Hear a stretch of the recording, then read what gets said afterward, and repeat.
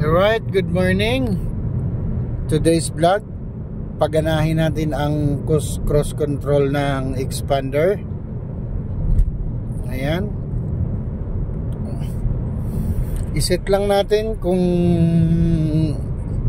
gaano katulin ang gusto nyo. Ayan, pindutin lang natin ito, cross control. Sabay sit.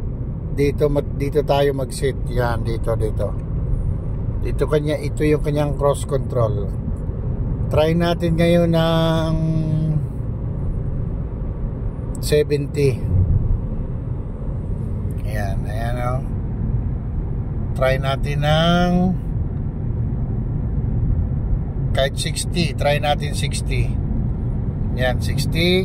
Cross control. Pindot. 60, 65 ang takbo.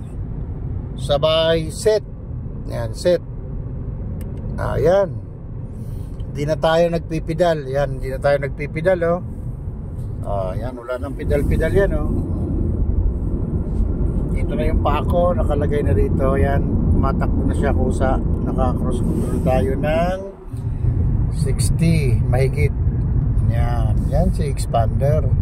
Pag nagpreno kayo, bumibitaw ang cross control. Ayan. Pag gusto nyo ulit ma-reach yung 60, gagasolinahan nyo, gagasan nyo. Pagdating ng 60, pindot nyo ulit, set. Automatic na yan. Yan ang cross control. Paano gamitin ang cross control? Ayan yan. Ayan, kagaya nyan, no? 60.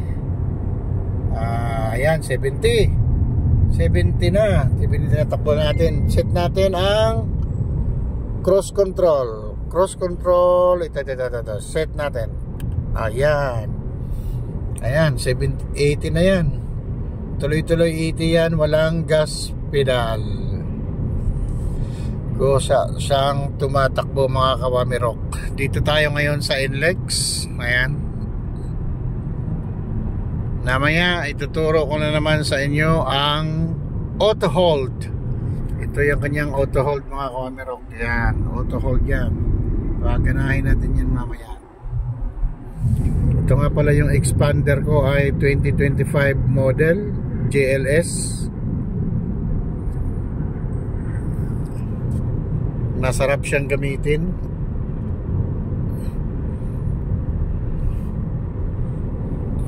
Ayan.